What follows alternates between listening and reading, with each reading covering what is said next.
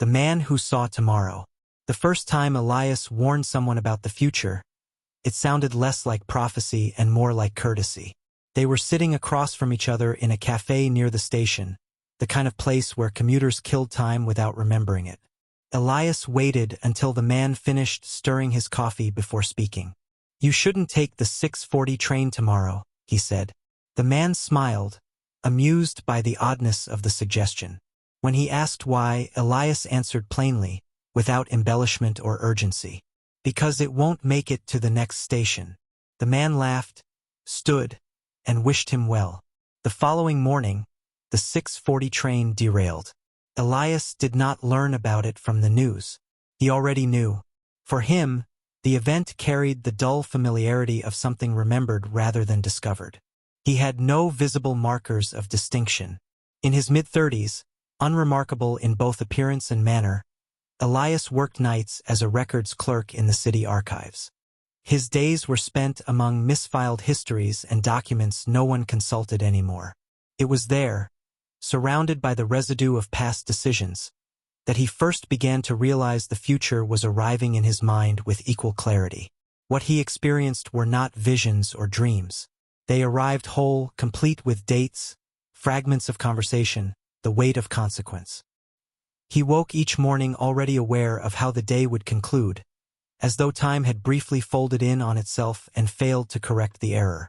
He tested it carefully at first, speaking only when he felt the cost might be manageable. When he warned his sister not to take her usual route to work, she listened.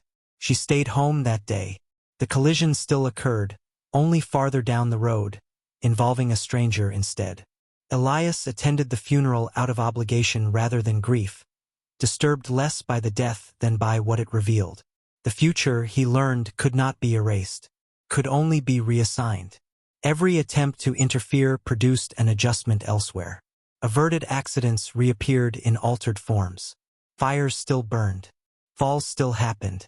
The universe, indifferent to intent, demanded balance. Saving one life merely determined which life would be lost instead. That realization gave rise to a question Elias could not escape. If knowledge of the future allowed one to intervene, did that constitute responsibility or merely preference? The answer arrived uninvited, late one evening, in the form of an email with no subject line. The message contained a single sentence: "I know you see tomorrow." It was signed with one letter. They met beneath the city in a concrete parking structure where the sound of footsteps echoed long after movement stopped. M was older, composed, and spoke as though the conversation had begun long before Elias arrived. "You think foresight exists to prevent disasters," M said. "It doesn't. It exists to direct them." M represented a private consulting firm whose clients measured success in markets, stability, and plausible deniability. They had no interest in stopping catastrophes. They wanted to move them to adjust timing, location, scale. Elias was not an anomaly to them. He was an asset. He refused. The refusal felt necessary, if only to preserve the illusion of choice. The next day, his visions changed. For the first time, he saw himself in them. Arrested, disgraced. His sister crying in a hallway that smelled of disinfectant and fear. On a desk in the vision lay a document stamped with the firm's insignia. The future had adapted again. It had found another path. Elias accepted the offer. At first, the interventions were small. Delays, omissions, subtle misdirections that no single person could trace back to a cause. The outcomes saved companies, stabilized markets, and quietly displaced suffering onto those who would never be named. Elias stopped following the news. Numbers became abstractions. Responsibility dissolved into procedure. The breaking point came without warning.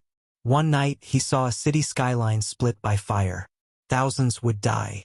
The origin of the event was not chance or negligence, but a meeting scheduled for the following morning. A meeting Elias had not yet attended, but in which he was already present. Desperate, he pushed further than he ever had before, beyond the next day, beyond the immediate horizon. The future widened. He saw investigations, trials, public reckoning. He saw the firm exposed and dismantled. And in the final image, he saw himself years later, older, anonymous, watching a broadcast in a quiet room as a reporter mentioned an unnamed whistleblower who had made it all possible. Elias was alive in that future, but he was forgotten. When the meeting occurred, he said nothing. He allowed the plan to proceed.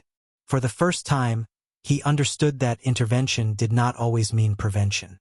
Sometimes it meant endurance, allowing a visible disaster to occur so that its cause could no longer remain hidden. The collapse of the firm came years later. Executives were imprisoned and vanished. Elias received no recognition, no absolution.